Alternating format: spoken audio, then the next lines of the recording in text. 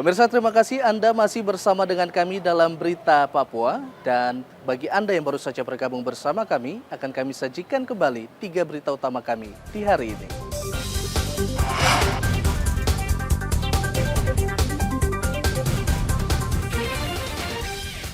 Perahu yang membawa 13 penumpang dihantam gelombang tinggi di perairan Mimika Barat. 3 orang meninggal dunia, 2 hilang. Puluhan ribu pengendara di Merauke, Papua Selatan menunggak pajak.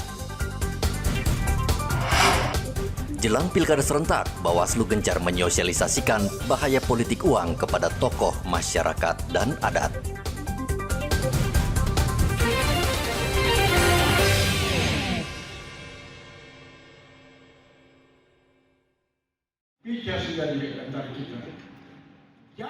Bawaslu Mimika menggelar sosialisasi tentang pengawasan partisipatif yang melibatkan tokoh agama, tokoh masyarakat, dan tokoh pemuda. Bawaslu menilai peran mereka sangat penting untuk mengajak masyarakat agar tidak golput dalam pilkada nanti. Para tokoh ini juga bisa memperingatkan warga bahaya politik uang serta politik identitas menjelang pemilihan gubernur, wali kota, dan bupati, serta wakilnya. Koordinator Kesekretariatan Bawaslu Mimika, Faisal Turah, mengatakan sesuai peraturan Bawaslu, pengawasan partisipatif ini penting untuk pendidikan politik masyarakat. Bawaslu sangat menghargai dukungan dan partisipatif aktif dari semua elemen masyarakat. Dengan adanya kerjasama yang erat antara Bawaslu dan tokoh agama, tokoh masyarakat, kita dapat menciptakan lingkungan pemilu yang transparan, jujur, dan demokratis. Kami berharap melalui diskusi ini dan pertukaran pendapat hari ini kita dapat menemukan solusi efektif mengatasi berbagai tantangan dalam pengawasan pemilu serta memperkuat komitmen kita bersama mewujudkan pemilu yang berkualitas. Saya berharap ke depan ini awal daripada diskusi kita, mungkin ada diskusi-diskusi ke depan untuk sebagaimana kita menjaga integritas pemilu untuk ke depan. Papua Tengah merupakan salah satu provinsi sangat rawan saat pilkada nanti berdasarkan hasil pemetaan yang dilakukan aparat kepolisian dan TNI. Untuk itu, TNI dan Polri sudah menyiagakan ribuan personel untuk mengantisipasi gejolak politik yang kerap terjadi saat pilkada berlangsung. Igobat Momolin melaporkan dari Mimika, Papua Tengah.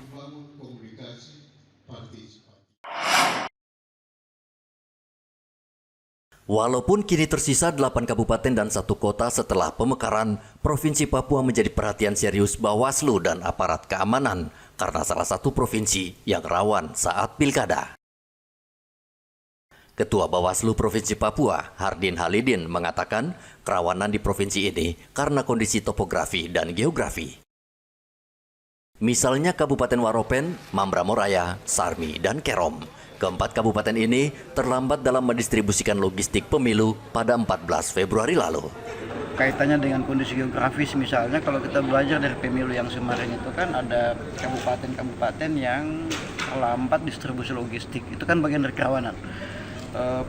Waropen, Mambramo, Sarmi, Kerom, itu 4 kabupaten yang terlambat distribusi logistik. Dari sisi kerawanan distribusi logistiknya, kemudian dari sisi keterlambatan rekapitulasi jadwal yang paling parah itu Kota Jayapura. Walaupun sebetulnya ini wilayah kota yang sangat solid sekali, kecil dalam tanda kutip, walaupun jumlah penduduknya paling besar, tetapi kan wilayahnya hanya ada 5 distrik. Tetapi paling rumit dalam konteks rekapitulasi. Pemilu ke pemilu, 2019 juga kan terlambat juga Kota Jayapura. 2024 terlambat juga Kota Jayapura. Saya pikir di pilkada ini 2 catatan pelaksanaan pemilu yang terlambat di Kota Jayapura itu mesti menjadi perhatian penting buat Bawaslu, tetapi juga buat KPU dan jajaran ad hoc-nya masing-masing lembaga itu.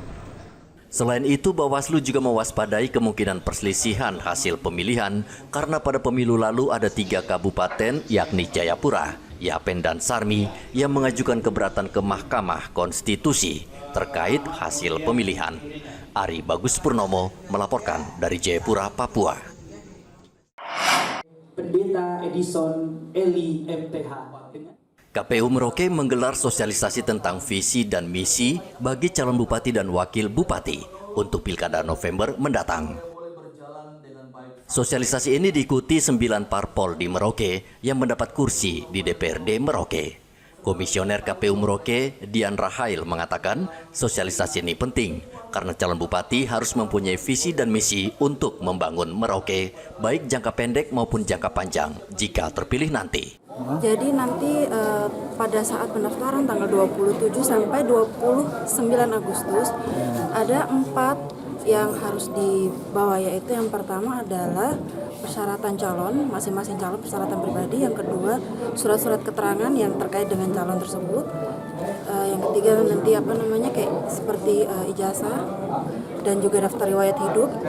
Nanti yang terakhir adalah naskah visi misi dan program bakal pasangan calon. Bidang-bidang apa saja, tentunya kan tadi kami sudah mengundang partai politik dengan bakal pasangan calon. Mereka punya tim-tim sudah datang. Nah, mereka yang harus sinkronisasi sendiri dengan materi-materi yang tadi sudah disampaikan oleh Bapak Rida. Jadi apa-apa yang menjadi rencana pembangunan jangka pendek, jangka menengah, dan rencana pembangunan jangka panjang untuk di daerah Merauke ini. Jadi sehingga nanti bakal pasangan calon ketika menyusun visi misinya, meskipun disusun dengan baik, tapi juga sesuai dengan RPJMD dan RPJPD. Kegiatan sosialisasi visi dan misi ini juga mengundang tim sukses bakal calon bupati yang akan berlaga dalam pilkada serentak pada November mendatang. Sementara materi sosialisasi berasal dari pemerintah daerah Merauke, Bawaslu, dan Kesbangpol Merauke. KPU berharap saat debat nanti, calon bupati sudah mantap dengan visi dan misi, sehingga masyarakat atau pemilih mengetahui secara jelas calon yang mereka pilih. Muhammad Ridwan melaporkan dari Merauke, Papua Selatan.